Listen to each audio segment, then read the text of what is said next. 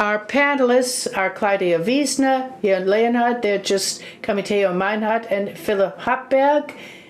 And it will be moderated by Stefan Korioth, who is a professor for public law and church law at the Ludwig Maximilian University in Munich. There's one point you mentioned which I would like to put at the beginning of our discussion. You mentioned one person, Robinson Crusoe. The main person of a novel 400 years old, the person marooned on an uninhabited island. Was he happy to have gotten away from civilization? Was he unhappy because he had to do away with all the advantages of civilization? Now, this novel was written at a time when, for the first time, modern states were emerging, and when those are facing, individual persons. When people started to think about the rights of individuals, will it have benefits or advantages when people get together? What does it mean when natural freedoms get lost? Robinson Crusoe lost this freedom, involuntarily, you might say. What will happen? So this is a historical example for the fact how a problem, say, of freedom can be, say, worked through. It also means thinking about autonomy, self-determination, and how to do so against the backdrop of history. They showed us how to do that. And this is how I would like to start this discussion. Not starting with Robinson Crusoe, but jumping to Mr. Leonhard, you are one of the West of the persons knowing the first years and decades of the 20th century of Europe or the world best. So if you compare the discussion at the time, that is about 100 years ago, discussions about freedom, and you compare it with what existed at the beginning of these discussions about Friday, at the beginning of modernity, what happened then, so do you see some, say, significant further development of this discussion or term? And another question. I believe the discussion which we had about 100 years ago is still giving us a kind of framework for most of us today. A framework within which we are moving today. I'd first like to mention, and I pick up on Professor Reykwitz's presentation. Now, after the First World War, this was a period of time where people who, following the First World War and during the First World War, they were talking about political and social freedom, and this was in a period of disillusionment, all of the violence that they experienced. And this is not against the backdrop of what Rousseau or the first generation of the French revolutionaries. No, this occurs against the background of millions of people who lost their lives. That is the basic experience of the early 20th century, and is not only a German or European experience, it's a global experience. And that's why we have to remember this when we talk about the breakthrough of mass democracy and the beginning of social freedoms.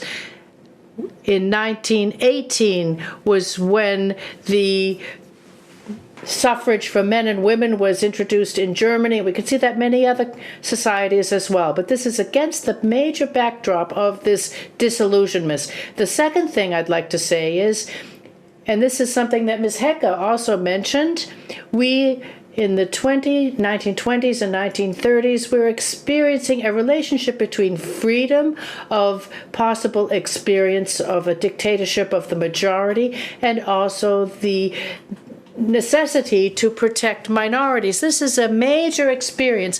I associate democracy and protection of minorities from all of those countries that came from the Habsburg Empire. And this question as to freedom, democracy, and the protection of minorities, how can these all be connected? This is something that we're still experiencing today. And my final point, and I think this is also something that can form a bridge to what Andreas Reckwitz said, this is a dialectical situation. In other words, in formal terms, after 1918, we had good years when it came to the history of freedoms, the right to vote, democracy, political and social democracies. But at the same time, in the Italian fascismo and in German National Socialism, Stalinism, all sorts of different authoritarian regimes, we basically saw a fight for freedom and for rights. And this is against the background of the radicalizing equality postulates. And in Germany, we talked about the cooperatives or the totalitarian state in Italy.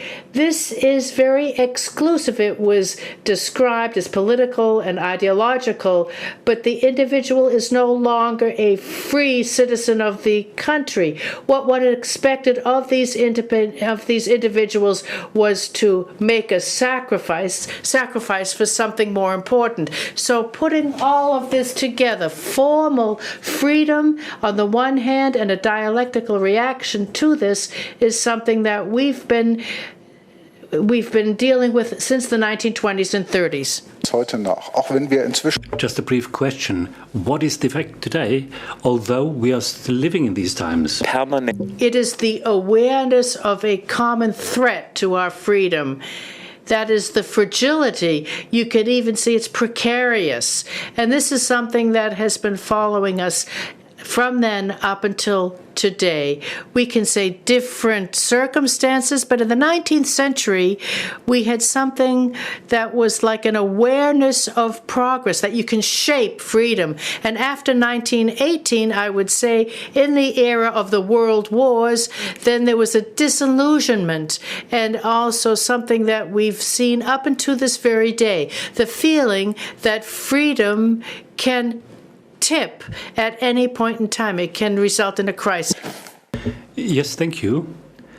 So I think we've now looked at the background of it all, the background of, the problems we see today. Mrs. Wiesner, we are now going to the year 2021. So this is a big leap, isn't it? Against the backdrop of, we heard from Mr. Leonhard. Now, looking at today's political systems, do you think they are favoring autonomy, self-determination? Do they correspond to what Mr. Reckwitz said, the dominant style of society? Is equality playing a role or other things? Well, I wouldn't oppose the two. I do research on democracy, and freedom and equality are two separate parts of our democracy.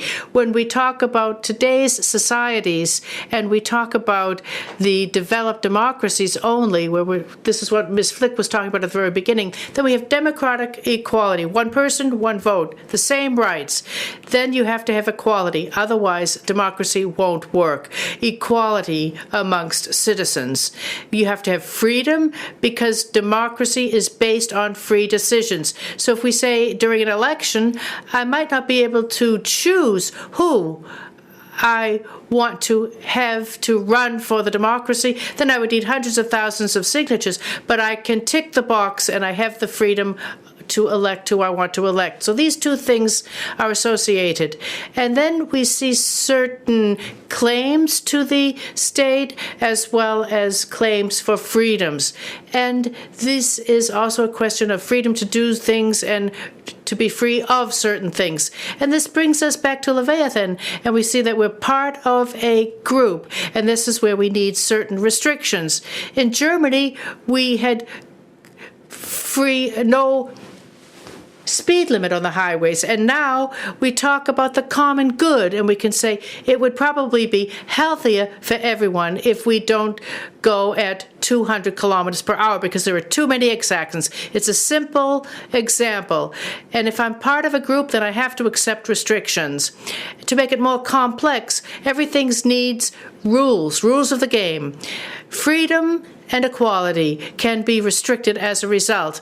But again, these are the prerequisites for a democracy to work. Now, the real question is, how can this all be put together in different societies? And this is something that can be very, very different. And not only do we have different models of democracies, but also different types of freedom and equality. Take the United States and Germany. If you compare the two, freedom of opinion. In the United States, based upon their constitution, you can say everything you want. And I think there are good reasons to say you cannot forbid anything. You can say whatever you like. You can deny the Holocaust as long as you give a reason for it, substantiated. This is freedom of speech in the United States. That's allowed. But in Germany, this has been restricted for a good reason, because if you deny Holocaust, you're not allowed to deny the Holocaust, because the recognition that has happened for the democracy, this is something that's essential for Germany. So once you do so, then you are acting against our democracy. I'm not giving my opinion here on this, but this is my way of assessing this. So that what I'm trying to say is that there are different possibilities for assessing this. And then, on the other hand, the question of equality. In Germany, this has allowed us to exclude a lack of equality. So people are equal. In other words, you have a minimum of social equality, which is required because this is the result of social democracy. In other words, this is something that the Constitutional Court has defined again and again. It's also a question of saying, in order to be able to participate in society. This is something which you find to a much lesser extent in the United States. And they would say that freedom, individual freedom, is given a higher weight, but equality less. You don't have to assess this. This is a model that each society has for itself and has defined for itself. And then, to conclude, I think you could say there cannot be so much inequality, which would mean that democratic freedom is no longer possible. If I can no longer participate in democracy because the inequalities are too great, then I have a problem with my democracy. And you always have to have enough individual and collective freedom, negative and positive freedom, as much as possible without hurting others. And let me say a final thing. I said this at the forum discussion as well. I think the example of the mask requirement for every individual, this is a small but acceptable restriction of the individual freedom, but it means more freedom for everyone in whole, because then you don't have the tests. Everyone had freedom because they wore masks. That means we gained safety. So you could get together with people, kids could go to school, and without masks, this would certainly have not been possible. So I think that this small restriction of our individual freedom is something that is in favor of greater freedom. I think I would like to have a clearer statement. Now, before post-modernity started, that is, the modernity was phasing out, the early Germany had a sociological analysis saying this society is a leveled middle-class society with a pronounced feeling for equality. Is that the same today? Can we say today that deviating behavior, this still is to be justified when talking about, or in the context of freedom, say that someone or freedom will always have, the most important significance? And is that no longer true, or is it true? I don't agree, but that's my individual opinion. I would like to pick up on what Andreas Reckwitz said. And I think that he made it very clear that we have highly developed forms of individualism, and these can be found in society. This might not contradict the fact that there might be certain efforts towards equality, but I think that nonetheless, in developed countries, for example, in Germany today, we see a high degree of individualism, which is possible. Individual daily lives, for example, think about the possibilities of what you can wear, how you can wear your hair, or if you can pierce your ears or whatever, and compare that with the 1950s or the period of where we talked about the equality amongst the middle class. I think it depends on where you look. That's why here, too, I would say that. I wouldn't want to give you a one-off assessment. All right. So we are now have reached the edge or the brink of the term of freedom. You know, freedom to a great extent, and Mrs. Gard showed us the differentiation. Freedom is communication, talking to others, cooperation, but also, you know, limiting yourself, certain boundaries. Surely there are individual, say, rights which are not to be considered in this context like health, but most are like specific freedoms, mostly referring to communication. Now, Mr. Meynhardt, you know, I would like to talk about this status of these communicative freedoms, the current status of them. Autonomy, the new media, or do the new media dominate the individual users? What about the companies behind it all? Are there certain conditions, terms, you know, free communication? You know, social media are very important in this respect because they dominate lots and lots of areas or spaces of our lives. You know, individuals, you know, sometimes depend on these social media. Do you think that they guarantee self-determination, or are they just some kind of tool for that? Or is it also about manipulation? You know, is it about what Mrs. Hecker said? What about the freedom, you know, when it comes to communication? What about this? What do you think? That's a big question.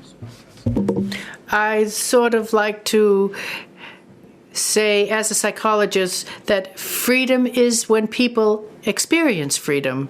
What's important is we have to consider, well, it's easy to say that the hopes with that internet being a tool for democracy, Arab Spring, things are organized with cell phones, and this is something which has turned into negative ideas, and this was against the backdrop of what you just said. In other words, we are being manipulated by Google and Facebook to buy things. We're being nudged. And some people say, okay, at some point in time, somebody's going to pull the plug. They're going to switch off the internet. That's one extreme. And the others will say, this is not as bad as all of that.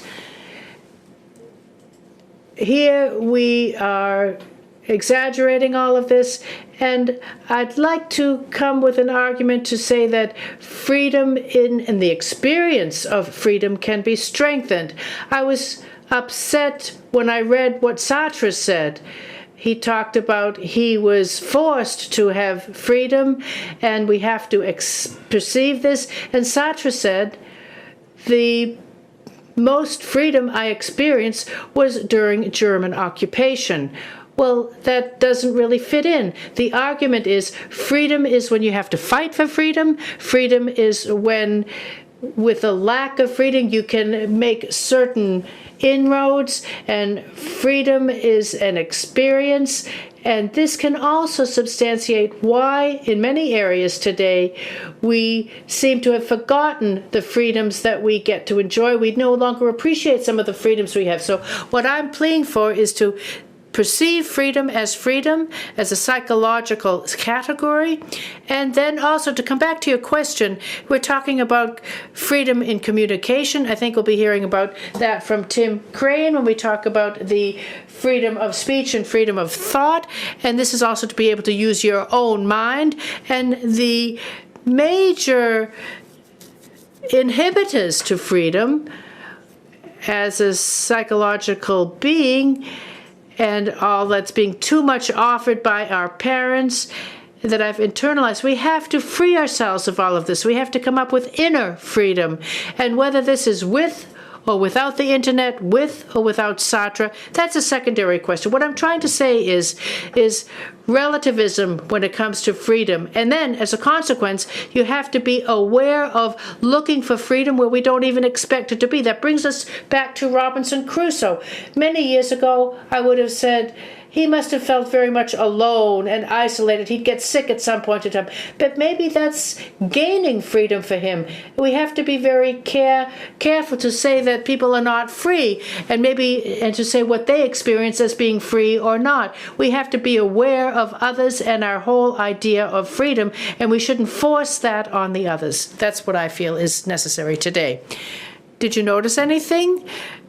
The psychologist has opened up a totally new door to the idea of freedom. We talk about it in economical and legal thirds, but the psychological aspect, freedom is the feeling of freedom, experiencing freedom. This, of course, opens up a totally new dimension. Mr. Pattberg, can we make use of that for our current problems? In other words, the problems that freedom presents to us today. I'm referring here to the climate crisis. Let's not talk about COVID right now. The climate crisis has shown us one thing. No matter what we think about it as individuals, we depend on one another. We need to cooperate. This is a problem that we will only solve together as society, internationally, globally. Only in this way can we solve this problem. And I'm sure it will also be a question of whether individual freedoms have to be done away with. Is that going to be a loss, or is this a gain? Can things which we see as restricting our freedom of activity, can these things, in the interest of climate protection, and this is for the present and the future, can we see this as an increase in freedom? Following up on what my predecessors said, fighting climate change, is that a kind of freedom, that this is a massive crisis, surely, but if you look at the small wins you have made. But, in this context, I should say that sometimes we do not define things clearly. We talk about certain freedoms, driving on German autobahns, this is not possible in other countries in the world, without the speed limits.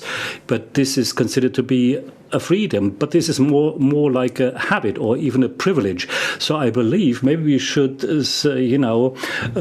give up certain privileges, but this does not mean I give up freedoms. We've discussed this in detail over the last few days, and I believe, therefore, it's very important to repeat this, particularly, let's say, if we are not thinking in terms of the next 10 or 20 years, then I think there are hardly any, or there are just a few freedoms which we can discuss in these 2 decades. And it is not about any institutions which might be, say, jeopardized. If somebody starts, governing or ruling the country from the top. So this is a kind of permanent emergency. No, it's also about, creating or developing your own lives, because you can't live in certain regions anymore. And I'm not talking about some of the river valleys in Germany. No, I talk about all the regions in the world which become uninhabitable. This, of course, will be restrictions, will be constraints. And this opens up the question, what is it we have to do in order to make sure that there are the freedoms in the future? We still have the possibility, using today's tools and instruments and approaches, which science has shown to be effective, to set and make the groundwork or the basis, the foundations for the future. And this, of course, could be considered to be a gain in freedom. And then we get away from these terms or notions of privileges. Example, I don't need a car, but I need mobility. I do not know, say, power, but I need energy. So we still think in terms of the categories of experience, a car, okay, so then, of course, everyone is talking about horsepower, etc., etc. We got used to that, but what about the equivalence? We have to make sure that people, even in, rural areas, can have mobility, can be mobile. And, of course, you can discuss this. How will we pay for all this? But this does not mean that we give up freedoms. And another last example, I think it should be very clear that there are certain, say, positive side effects. A city without cars, means that you will live 3 or 4 years longer. Amsterdam, for instance, I'm living in a wonderful city, although, in statistical terms, I will live 3 or 4 years less because I live in a city, with a high level of pollution. So I think think these are things which we should bear in mind. It is focusing on values like health or living together. And against this backdrop, I think the answer is very clear. We do not have to give up freedoms. We will win new freedoms. Well, all of you have answered one question that I didn't even ask, but maybe it was sort of in the background, at the back of our minds. So this question I'd like to explicitly ask now, and please give us a quick answer so we'll have time for questions from the audience. What about the relationship between freedom and democracy in your respective points of view? Is freedom a prerequisite for democracy, or is there antagonism between the two? Mr. Meynhardt. A quick answer? Well, if I remain true to what I said before, they are related, but there can be other relatives as well. So what I'm trying to say is that you don't have to see this all that narrowly. Of course, there can be another experience of freedom in another context. Dictatorships, take the example of Sartre from France, and you have to take what he says seriously. This link has to be established because it's not a given, and it needs to be defended. So yes, we have to remain true to our values, and this connection is not all that close. So that's one part of the answer. The other part of the answer is something that I'd like to know from you as well, the way you see it. If we want democracy, is freedom a prerequisite? Individual freedom in a democracy? Well, how else should we develop or justify the model of freedom? I think this is self-evident. Democracy can give you freedom, but freedom is a way of finding democracy. Well, I can be brief. I think I already said that. Freedom without democracy doesn't exist, and freedom is a prerequisite for democracy. Democracies need to make freedom possible, and this is conditioned by it. So I think I can be quite brief. I do think that there are personal freedoms in states which are not democracies, but the question is that what you want? I think democracy and freedom are very closely related. Herr Leonhard. Mr. Leonhard. So when listening to you, I thought you also hinted at, and this based on the specific experience of the Second World War, that democracy might also be a kind of tyranny. Well, you know, Mrs. Wiesner, you are a historian, and I would contradict what you said. You know, freedom and democracy in historical terms certainly are not equal in terms of meaning or significance. We've seen lots of regimes where we did not have any democratic elections, but nevertheless we had some kind of freedom rights. So, for instance, the English history of the Constitution, the Greek polis, the new republic. There is no, you see, democracy, but nevertheless the processes, the institutions do exist which kind of provide freedom. And the counter-argument is, and this has been discussed in the 19th century, where freedom and democratized equality or equal rights have been attempted to be put together. Alexis de Tocqueville traveling to the United States, and after that he's saying, you know, because of this constellation, we must see there are dangers surfacing. You know, looking at equality, equal rights, also democratic equality, I can use them in, say, plebiscites in order to eliminate any rights of freedom. This is what Napoleon is doing in his wars, and you know, the Bonapartism thesis referring to the 30s and 30s, you know, Mussolini and Hitler, they are not simply having, you know, having gotten to power because of, say, revolutions, but because of democratic elections, plus elites who were ready and willing to transfer power. So in this context, saying freedom and democracy and saying that they have the same meaning, that this is a bit easy. So I think we've got all kinds of situations in history which always warn us, you might say, or make us cautious to bring together freedom and democracy in order to make, say, a politic work or function properly. Mr. Pattberg, please. würde salomonisch jetzt zu sagen, es gibt sich. I would say that there are certain possibilities to combine these terms, but I personally am happy that I have the privilege to live in a community where I have a free democratic system. So I think I can just leave it at that. This is my historic fortune, good fortune, but I'm happy that that's the way it is. Now, if the majority were to decide now that climate protection is not of any importance to us, we don't want that, would you still be happy?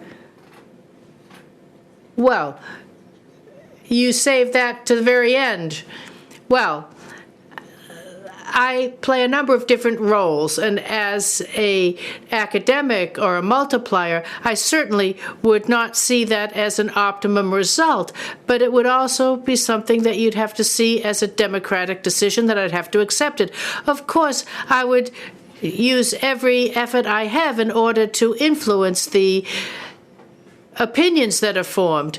So as an academic, these are questions that I have to ask. I have to ask myself, am I playing the right role? But this is not the way it is, not such an extreme situation. But if you ask me next year, or if you see me next year out demonstrating, then you'll know my answer. So the question was a bit extreme, but I think certain courts in the Netherlands and Germany have also mobilized constitutional law against any possible majority decisions in this area. So that means that the role of climate protection is part of our democratic freedom that has been taken. Thank you very much. I think we now have time for a couple of questions from the audience.